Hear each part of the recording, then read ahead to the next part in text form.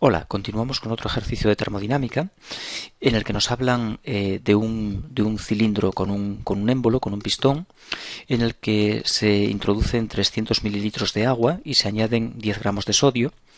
El interior del recipiente se encuentra a presión atmosférica y ocurre la reacción del sodio con el agua para formar hidróxido de sodio y liberar hidrógeno gas. La reacción es fuertemente isotérmica, desprende por cada mol de reacción 367 kilojulios y el sistema inicialmente está a 25 grados y nos dice que después de que la reacción tenga lugar que calculemos la temperatura a la que se va a encontrar. Se trata de un recipiente de paredes adiabáticas que no intercambian calor. Vamos a intentar dibujarlo aquí. Vamos a pintar un recipiente aislado térmicamente en el que un calorímetro en el que vamos a realizar. Es un calorímetro a presión constante en el que vamos a realizar esa reacción. Introducimos agua, 300 mililitros de agua, y el volumen total de este recipiente es de un litro, y en la fase gas tenemos aire, por tanto tendremos, bueno, si es un litro el total y 300 son de agua, tendremos 700 mililitros de aire. El sistema se mantiene en una atmósfera. La presión exterior es una atmósfera, la interior se supone que está en equilibrio mecánico y tenemos una atmósfera también de presión en la fase gaseosa. Añadimos el sodio y lo que va a ocurrir es que el sodio reacciona con el agua según la reacción que tenemos aquí, liberando calor. Ese calor va a calentar el agua y el aire. Aparte, se generará hidrógeno, que también deberíamos tener en cuenta, y por tanto este sistema pues va a pasar de la temperatura inicial de 25 grados a una temperatura final que vamos a llamar T. Es un sistema diabático, no intercambia calor. El calor intercambiado, que coincidiría con el cambio de entalpía, en este caso porque la presión es constante, es nulo. No intercambia calor a través de las paredes. Pero eso no impide que la reacción exotérmica caliente el interior de ese recipiente, caliente el agua y el aire. Por tanto, vamos a llamar delta DH1 al calor liberado por la reacción. Este calor que libera la reacción, sabemos que son 10 gramos de sodio lo que añadimos al agua, pues vamos a llamar delta H1 a esos 10 a ese calor liberado en la reacción, y vamos a llamar delta H2 al calor absorbido por el agua y por los gases, por la fase gaseosa. De manera que como no se libera calor, la suma de delta H1 más delta H2 tiene que ser cero. También lo podemos ver de otra manera, que es simplemente despejando de la ecuación, pasando uno de los términos al otro lado. El calor liberado por la reacción tiene que ser igual a menos el calor absorbido por los reactantes, por los componentes que hay en ese calorímetro. Calor liberado igual a menos calor absorbido. Calor liberado es negativo, calor absorbido positivo, y por eso ese signo de menos, ese signo menos de diferencia. De una forma o de otra podemos expresar la idea de que la reacción libera un calor y las sustancias que hay en el interior del calorímetro lo absorben. También la pared del calorímetro también se calienta y absorbe algo de calor, pero aquí no lo contemplamos. Bien, pues vamos calculando cuánto valen esos cambios de entalpía. La delta H1, el calor liberado en la reacción, va a ser igual a los gramos de sodio que hacemos reaccionar, 10 gramos de sodio, por el sodio, un mol de sodio, creo recordar que son 23 gramos de sodio, y ahora usamos la estequiometría, como podemos ver, 2 moles de sodio, cuando reaccionan liberan este calor.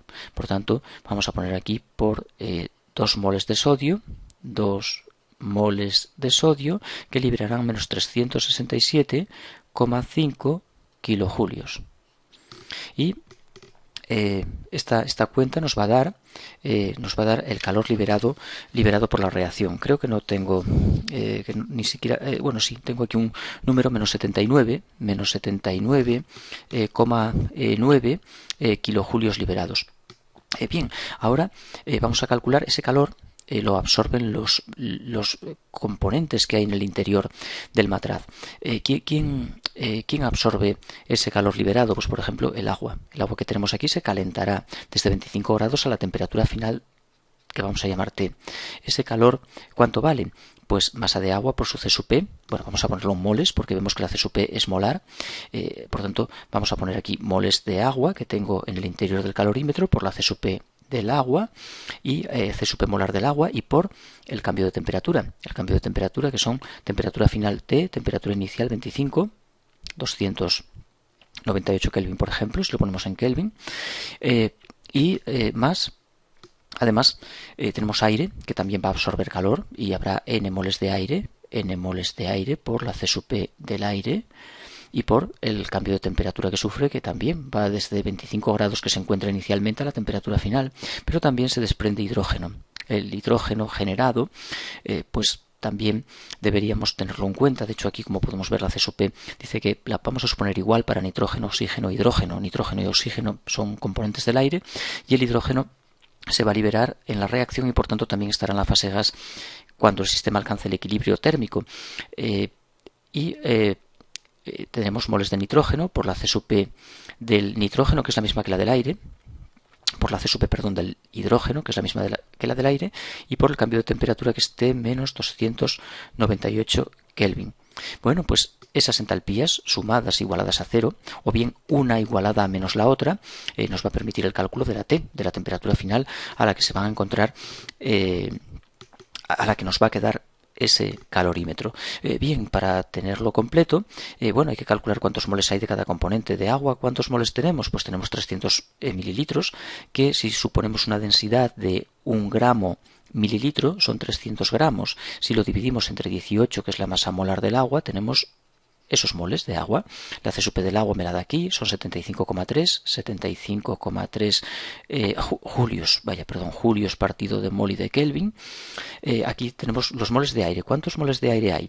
Bueno, pues si suponemos que el aire es un gas ideal, y suponemos que ocupa un volumen de 700 mililitros, pues los moles de aire los podríamos calcular como presión del aire, una atmósfera. El pistón mantiene la presión a una atmósfera, presión del aire una atmósfera, por el volumen que ocupa el aire, 0,7 litros, partido de la constante de los gases, 0,082 atmósferas litro Kelvin mol, y la temperatura lo voy a calcular inicialmente 25 grados, porque cuando 298 Kelvin, porque en el momento en el que la reacción ocurra, añadamos el sodio y ocurre la reacción, se desprende hidrógeno, se calienta, el volumen ya no son 700 porque se expande el pistón, aumenta el tamaño del recipiente, por tanto, bueno, haciendo esta cuenta, por tanto vamos a hacerlo inicialmente.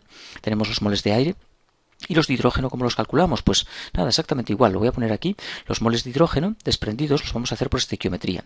Los moles de hidrógeno que se liberan van a ser igual a...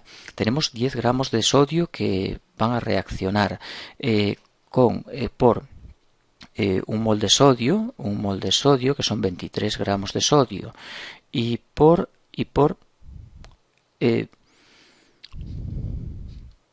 la estequiometría me dice que 2 moles de sodio generan 1 de hidrógeno.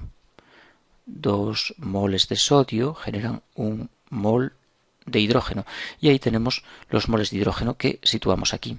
Las C sub P del aire y del hidrógeno las suponemos iguales, 28,5 julios mol Kelvin, y también para el hidrógeno también 28,5 julios mol Kelvin. Por tanto, podíamos ambos términos ponerlos sumados. Poner moles totales de aire de gas, moles de gas, por C sub P del gas, que es esta que tenemos aquí, y por la diferencia de temperatura. No hacía falta separar en dos partes esas expresiones, puesto que tenemos una C sub P, digamos, media para toda la fase gaseosa. Y de esa manera, igualando, sustituyendo aquí delta H1 por este valor, menos 79,9, con el signo menos según está, y toda esta expresión llevándola aquí, despejaríamos la T, y esa temperatura pues es la temperatura final a la que se va a encontrar todo ese sistema. Si la temperatura inicial es 25 grados, pues subirá, no sé, no tengo el resultado, pero la temperatura que obtengamos.